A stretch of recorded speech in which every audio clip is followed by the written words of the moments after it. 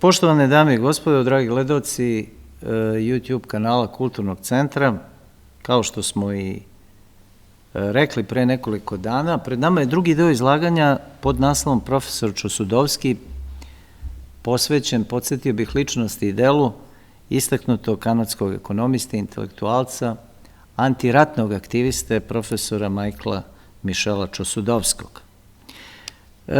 Profesor Čosudovski se veoma temeljno bavio ratom u Jugoslaviji, jugoslovenskom krizom, njegovim ekonomskim, političkim i pravnim posledicama i kvintesencija njegovih istraživanja je knjiga koju je objavio 2019. godine na svom internet portalu Global Research pod naslovom Agresija SAD i NATO na Jugoslaviju, koja je na svu sreću prevedena kod nas 2021. godine u izdanju Beogradskog foruma za svet ravnopravnih, koji vodi naš istaknuti političar i nekadašnji ministar inostranih poslova Živadin Jovanović.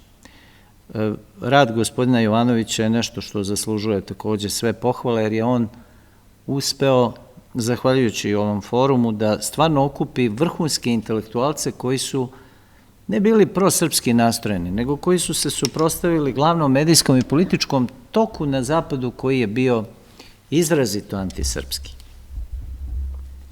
Profesor Čosudovski je, kao što smo već rekli, za svoj antiratni intelektualni angažman dobio i vrhunsko odlikovanje, zlatnu medalju za zasluge Republike Srbije 2014. godine i koristim priliku da mu se stvarno još jednom zahvalim, jer su njegovi nepristrasni uvidi na neki način bili vetar u leđa i ovdašnjim istraživačima jugoslovenske krize, koji su, dobar deo njih je poklekao pod uticajem jedne verzije istorije koju nam je nudio Haag 2000. godina i upravo su zbog toga njegove minuciozne i pronicljive analize bile važne da bismo sačuvali jedno društveno i duhovno zdravlje u odnosu na ovu kontaminaciju medijskog i akademskog prostora kojom smo bili zapljusnuti posle 5. oktobra 2000. godine i nažalost još uvek smo, ali ne u onoj meri koliko smo bili kontaminirani do 2012. godine. Naravno, situacija kod nas je daleko od idealne, ali sama činjenica da možemo da govorimo pod okriljem jedne gradske institucije već godinama slobodno na temu geopolitike daje mi za pravo da ipak kažem da su se stvari pozitivno promenile.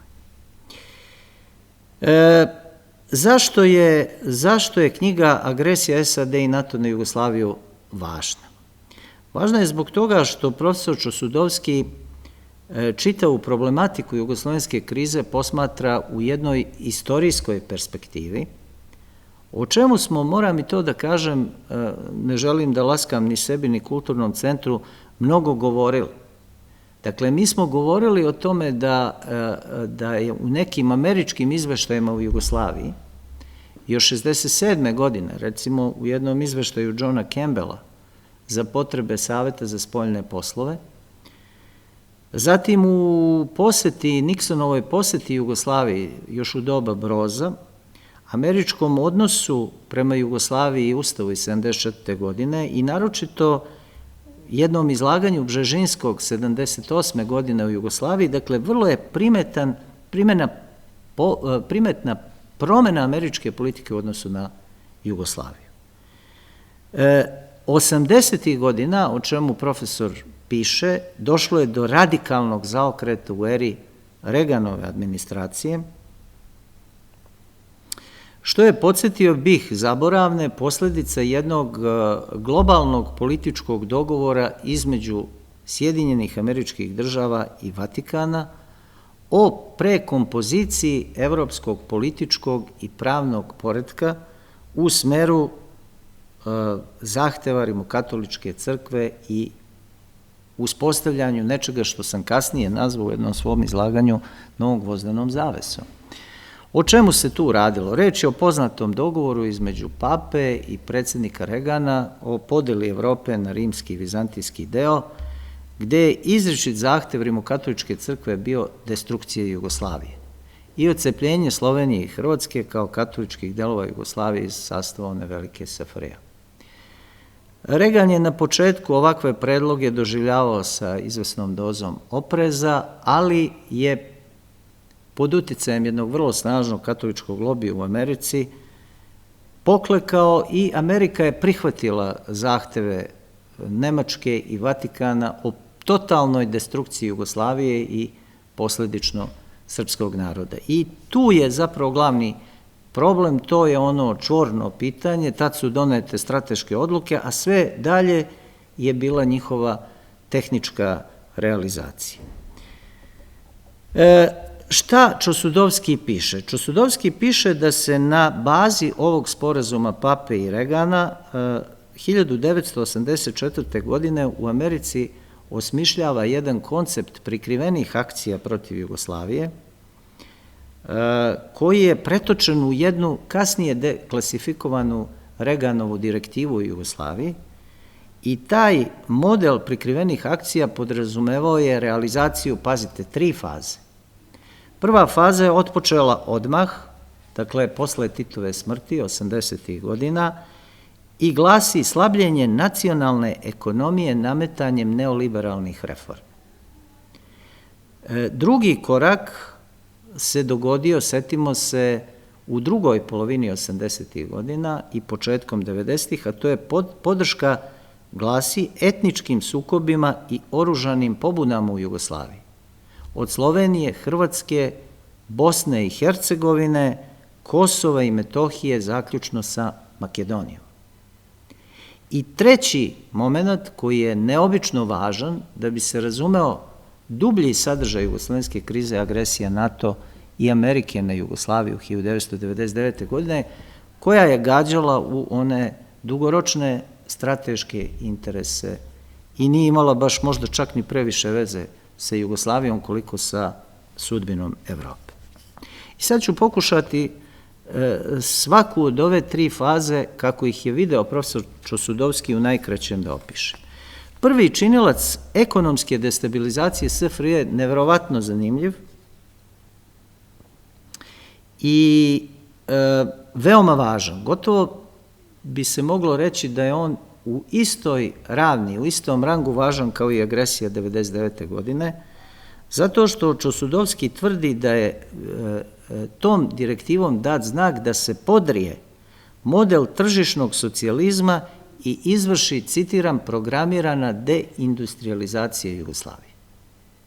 To je vrlo važno, naročito za one koji se sećaju, a ja se recimo sećam, iako sam bio onako dečak, vrlo dobro tih naslova u jugoslovenskim novinama, recimo izjave Milke Planinc kao saveznog premijera da je Jugoslavija bankrotirala.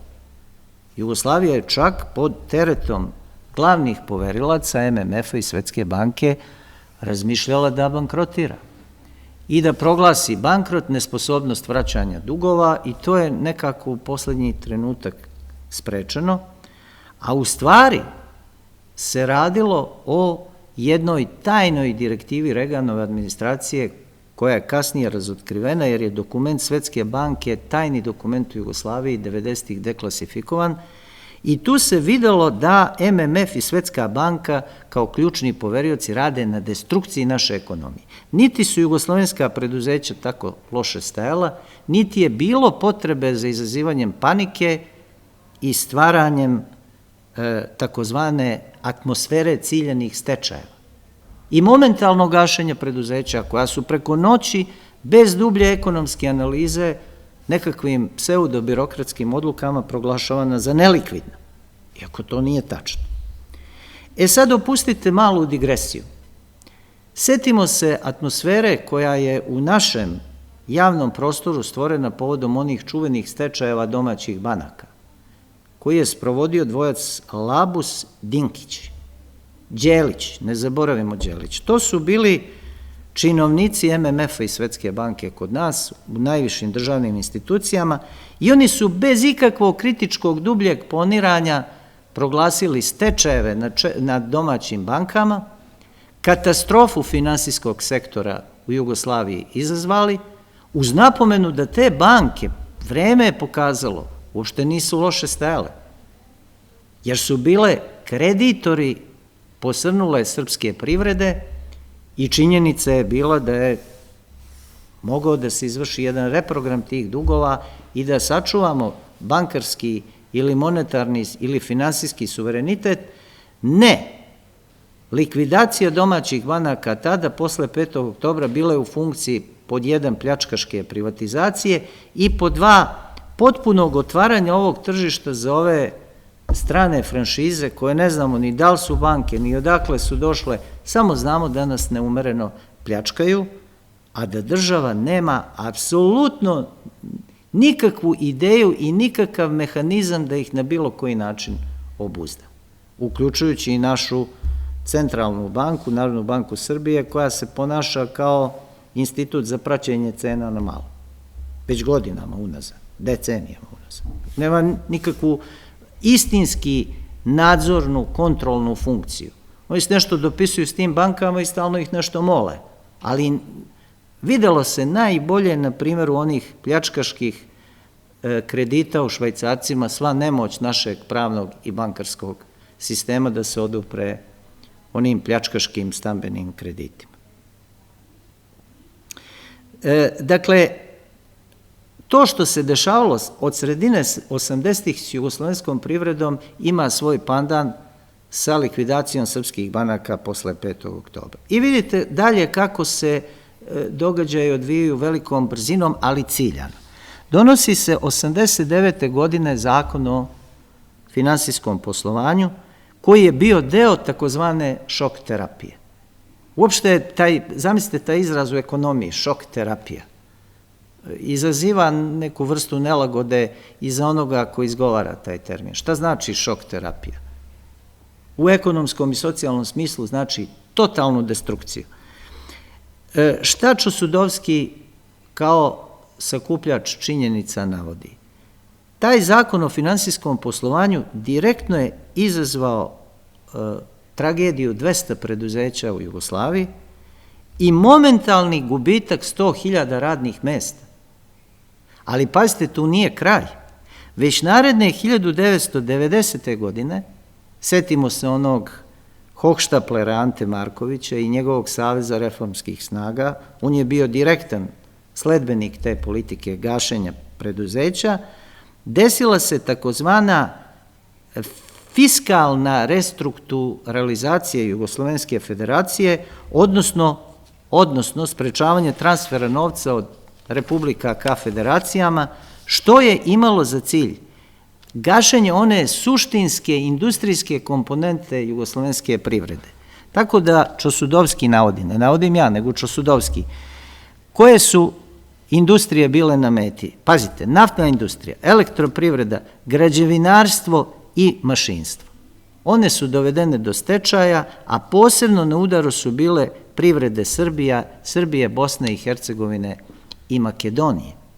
Ne zaboravimo takođe i onaj čuveni udar na srpsku poljoprivredu koji je izveo Ante Marković, koji smo na neki način uspešno sprečili i time koliko toliko sačuvali ovu nezavisnost, poljoprivrednu nezavisnost Srbije u uslovima kada je rat očigledno ovim merama bio uveliko najavljen.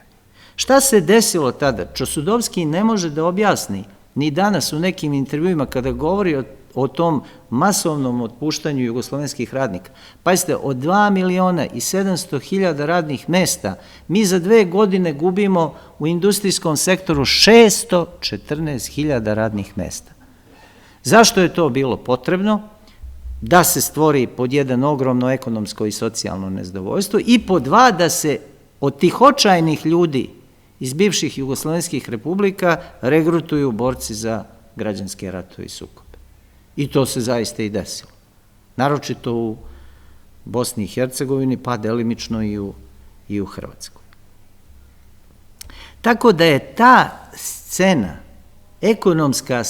ekonomska pozadina jugoslovenske krize jedna neistražena tema i profesor Čosudovski je u analizi agresije SAD i NATO na Jugoslaviju naročito ističe. jer bez te ekonomske destrukcije, a rekli smo da je slična destrukcija izvršena i pre rata u Ukrajini, ovo vremenog rata, ne bi bilo tako krvavih sukoba. Drugi moment kojim se profesor bavi je sam rat, zapravo hronologija rata, gde on opet i tu baca jedno potpuno novo svetlo, zapravo raspolaže velikim brojem takozvanih insajderskih informacija koje otkrivaju zapravo, moram i to da kažem, jednu mračnu logiku vojno-industrijskog američkog kompleksa koji je u doba predsjednika Regana, o čijoj smo direktivi govorili, u Americi potpuno privatizovan. Tako da ti američki ratovi više nemaju apsolutno nikakvu logiku, niti su uopšte povezani sa onim kolokvijalnim američkim nacionalnim i državnim interesima. Nije zaista bez osnova tvrdnja da su to takozvani privatni ratovi. I u vezi sa ovom temom profesor Čosudovski naročito kao negativno ističe ulogu korporacije MPRI u ratovima u Hrvatskoj, Bosni i Hercegovini i na Kosovu i Metohiji. Radi se o jednoj tobože privatnoj vojnoj korporaciji koja je angažovala sve američke generale kojima su na raspolaganju bili svi NATO resursi. Amerika je kroz angažman ove tobože privatne korporacije htjela da izbegne sopstvenu državnu odgovornost i da kaže, znate, to je neka privatna korporacija koja ima savjetničku ulogu, zapravo glavni izvršioci su hrvatska vojska, vojska Ali Izetbegovića i Hašima Tačija i ovoga Čekua i kako li se već zove. Druga mračna tajna koju smo saznali zahvaljujući Čosudovskom i sličnim autorima jeste jedna hipokrizija američkih specijalističkih službi koje su veoma uspešno u Bosni i Hercegovini i na Kosovu i Metohiji sarađivali s islamskim radikalnim elementima, takozvanim muslimanskim fundamentalistima i posebno Al-Kaidom. Pazite, dok s jedne strane Bin Ladena proglašavaju za američkog globalnog neprijatelja broj 1, s druge strane, tamo gde su američki interesi, u Bosni i na Kosovu i Metohiji, oni vrlo lepo sarađuju sa tim istim Bin Ladenovim borcima za tobože slobodu, zapravo suštinski islamskim fundamentalistima. Gde su tu principi, o tome neću da govorim, Amerika je 90-ih godina srušila sve one svetonazore na kojima je počivala do 90-ih godina. Dakle, ne samo kod nas u Jugoslaviji i Srbiji, nego svuda u svetu. Danas je antiamerikanizam zapravo opšte mesto u raspoloženju širom sveta. Čak i, rekao bih, i tamo gde se najmanje očekuje. Recimo, kolega Siniša Ljepojević mi je rekao da je antiamerikanizam vrlo izražen u Velikoj Britaniji, među običnim ljudima. Dakle, krajem 1999. godine je stvar potpuno ogoljena. Vi imate jedan, kako da kažem, potpuno lažni i izmišljeni narativ i tada Čosudovski objavljuje jedan izvanredno važan tekst za istoriju, važan tekst u čuvenom Le Monde Diplomatique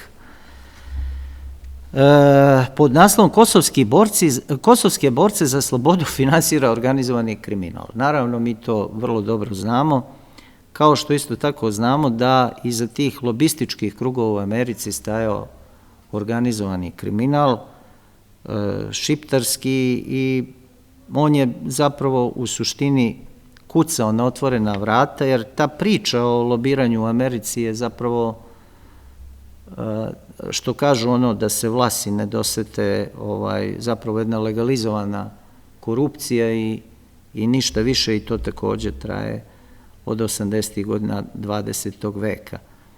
Ima naravno teza o tome da, samo kratka digresija, često se kaže, a ko je nama Srbima sprečavao da lobiramo? Tačno je, imamo vrlo neaktivnu dijasporu i rasejanje, to je potpuno tačno, za razliku od Jermena, Grka i tako dalje, ali i nesložnu, naravno, posledično, i to nije ništa za pohvalu, ali veliko je pitanje i da je ta dijaspora bila organizovanija, da li bismo išta mogli da uradimo na promeni raspoloženja u Americi, jer to je prosto, to su neke odluke koje su donete još možda 1918. 1945. a svakako 1974. za Titovog života. Zato ja o Titu govorim negativno, ne zato što mi nešto smeta on lično, nego njegova politika je bila politika destrukcije Jugoslavije. Šta je zanimljivo kod Čosudovskog? On uočava slično da je Annie Johnston jedan fenomen na zapadu, baš povodom tekstova u Le Monde Diplomatiku, a to je vrlo negativna uloga onoga što on opisuje kao progresivna levica. Dakle, ne zaboravimo, nas su 1999. godine bombardovale u ime nekakvog pravednog rata takozvane levičarske vlade. I to je stvarno bio jedan onako fenomen koji nije bio za nas, pogotovo za nas na ovim prostorima koji smo imali jednu vrlo slabo obrazovanu društvenu elitu, koja je uglavnom se obrazovala na onim marksističkim, sociološkim i filozofskim postulatima. Nama je bilo vrlo teško da shvatimo kako to sad levica, koja je tobože za mir, za ekologiju, za ljudska prava i tako dalje, odjedanput podržava politiku američkog vojnog intervencionizma. Dakle, nismo bili svesni dubine hipokrizije zapadnih elita i uloge te takozvane levice. Levice na zapadu već 70-ih napustila radničku klasu, defavorizovane društvene slojeve i stavila se u funkciju novog svetskog poretka, gospodo. Dakle, levičarski slogani su savršeno odgovarali vojno-industrijskom kompleksu. A te nove univerzalije, apstraktne univerzalije, ljudska prava, prava, ne znam, Albanaca na Kosovu i tako dalje, njih bilo čak ni potrebno dokazivati, jer je stvoren jedan medijski prostor i narativ gde se samo navodno čekao znak da počne bombardovanje. To je stvarno bila, ko pamti, a ja pamtim dobro jer sam radio u državnoj televiziji tada, užasna jedna atmosfera i milioni dezinformacija. Na stotine hiljada dezinformacija o Srbiji. Mi smo stvarno, čak bih rekao, prevazišli u toj nacifikaciji, medijskoj nacifikaciji koja je sprovođena nad nama. Nacifikacija je naravno po znacima navoda. Na zapadu mi smo prevazišli Jevreje. Mi smo postali parija u međunarodnoj politici bez svoje krivice. Samo zato što su posle kraja hladnog rata uživali oni stari istorijski stereotipi o Srbima kao malim Rusima na Balkanu. Isto se danas dešava Rusima. Znači, potpuno ista matrica. Putler, Putin, Putler, Milošević, balkanski kasapin, general Mladić, samo da izručimo generale Hagu, odmah ulazimo u Evropsku uniju. Ali će na kraju da nam traže sve i ostatak. Na kraju će da kažu, a šta je ostatak, o tome treba svi vi koji gledate ovo i ja zajedno sa vama da razmislim. Uglavnom, ko je bio vodeća intelektualna, po znacima navoda, perjanica ove ideje pravednog rata? Profesor Richard Falk sa Princetona, koji je zastupao ovo stanovište. On uopšte nije, to je jedno propagandističko stanovište, dakle uopšte nije ulazio u tako te neke sitnice kao što su povelja UN, protivpravnost agresije, kako pomalo cinično piše Čosudovski, ništa to njega nije zanimalo. On je ispalio tu gromopucateljnu frazu o pravednom ratu sa koktelom zvanim osiromašeni uranijum.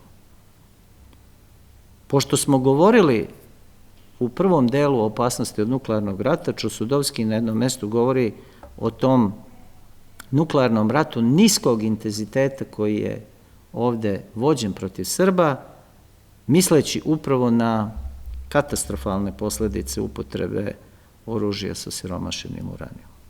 I na kraju, šta se tu dešava? Argumentacija o pravednom ratu ulazi u zvanični, medijski, politički, ideološki, geopolitički rečnik.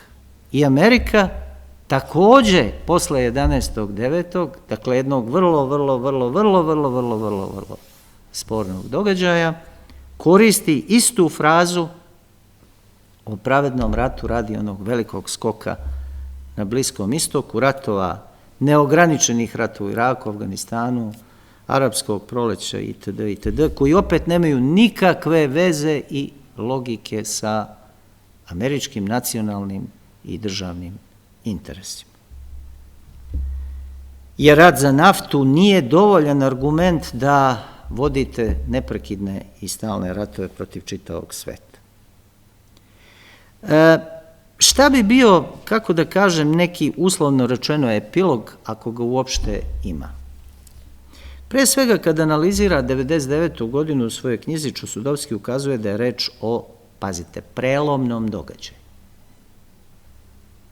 Dakle, to je bio prvi agresivni rat koji je NATO vodio van teritorije sopstvene nadležnosti i to je bio rat koji je NATO pretočio u jednu krajnje drsku, ofanzivnu, zločinačku organizaciju.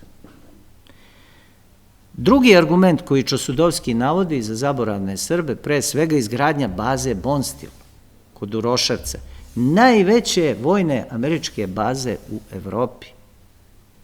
Oni koji su i danas spremni da optužuju rukovodstvo Srbije za nešto što nam je uradila Amerika, treba da se uvek sete činjenice da se takve vojne baze nikada ne prave slučajno, već su plod više decenijskih strateških razmišljanja. Baza Bonstil nije slučajno sagrađena na Kosovu i Metohiji, između ostalog i da bi se ispravila greška koju je general Eisenhower napravio 1945. godine kada nije stacionirao američke trupe na Balkanu. Pazite vi koliko se to daleko planira i daleko razmišlja o jednom prostoru za koji ćemo mi i danas u našim medijima, u našim analizama čuti da mi toliko, nismo važni, da je Balkan, neka periferija, da su mnogo važni neki drugi delovi sveta, pa kad smo toliko nevažni, što su nas prve bombardovali i okupirali? Zato što smo izuzetno važni i zato što je Balkan, kako na jednom mestu reče Aleksandar Dugin, pupak sveta. I zato što se ovde sudaraju 3 civilizacijska principa. I zato što se ovde odlučuje o sudbini Evrope. I zato što nema geopolitički slobodne Evrope bez koliko toliko samostalnog Balkana, koji valjda je jedino prirodno i normalno da na Balkanu uticaj imaju evropske sile. Jer ja ne znam kako neko očekuje da jedna Amerika ili jedna Turska donese stabilnost Balkanu. Govorimo o njima, to su antievropske države, mislim, države koje ne stanuju u Evropi. I sad, oni će da donesu mir i stabilnost Balkanu. A mislim, to je stvarno argumentacija onako falš i krajnje neozbiljno.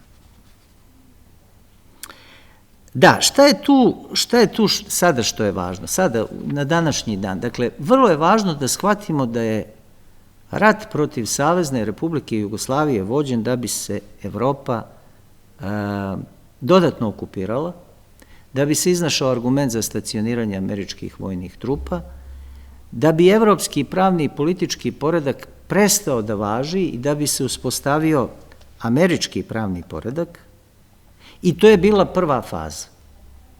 Dakle, taj balkanski limes Amerikanci okupiraju, kontrolišući taj prostor od Bliskoga istoka zaključno sa Bosnom, povremeno ga prepuštaju Turcima, koji neke svoje istorijske frustracije leče u Bosni i Hercegovini i na Kosovu i Metohiji, ali generalno Amerikanci su glavni kontrolori procesa na Balkanu. I to je bila prva epizoda okupacije Evrope.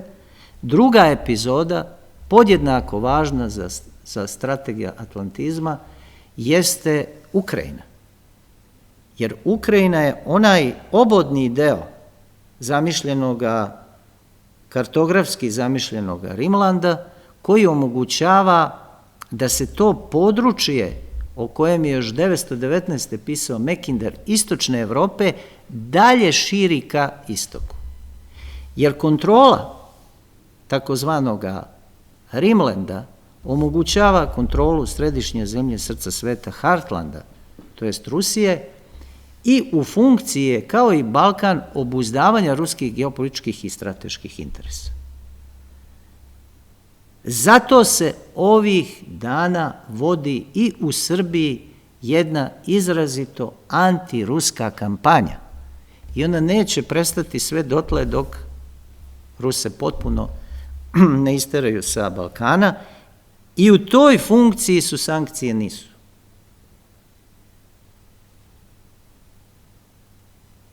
Ne možemo reći da su sankcije jedan legitiman metod delovanja u međunarodnoj politici.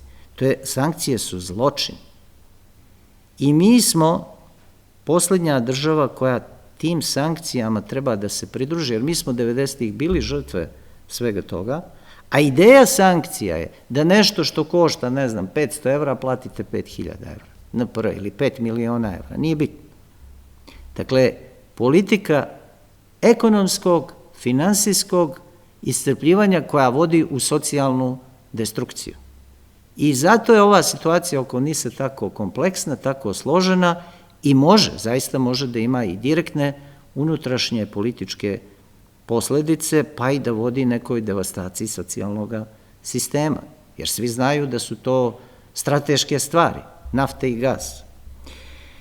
I naravno, u svemu tome, kao jedna vrsta ideološkog pokrića, to mi je vrlo važno da kažem, nastupa i danas povodom Ukrajine najratobornija je ta takozvana kavijar levica ili progresivna levica u Evropi. Oni su svi spremni da se bore protiv Putina do poslednjeg Ukrajinca, kao što su isto tako spremni da se svim sredstvima bore protiv Trumpa i njegovog poimanja ideologije amerikanizma. Nije Trump svetac, ali on amerikanizam doživljava na jedan real politički način, kao između ostalog i trgovac i biznismen, i taj real politički amerikanizam je mnogo opasniji od onih univerzalija tipa Bajdena, Obame, univerzalije 99. koju progresivna levica koristi pod izgovorom nekakvih pravednih ratova. Zamislite, postoje pravedni ratovi, ali oni nisu oslobodilački, nego osvajački pravedni ratovi. I naravno, postoje nepravedni ratovi. Nepravedni ratovi su ratovi kada branite svoj suverenitet. Dakle, sve je nekako izvrgnuto i nije čudno jer živimo u svetu organizovane laži i sistematski širenih stereotipa. Na kraju, ali ne najmanje važno, poruka Čosudovskog Srbije je da se strogo drži politike neutralnosti. To nije lako za jednu zemlju koja ima malo resursa, malo stanovnika, ali evo vidite, znate, velike narodi i velike države možda imaju pravo na grešku, jer zahvaljujući ogromnim resursima te greške mogu da isprave, ali mali narodi nemaju pravo na grešku. Pogledajte samo kakva je greška bila onakva dekonstrukcija Sovjetskog saveza, gde je to dovelo Rusiju.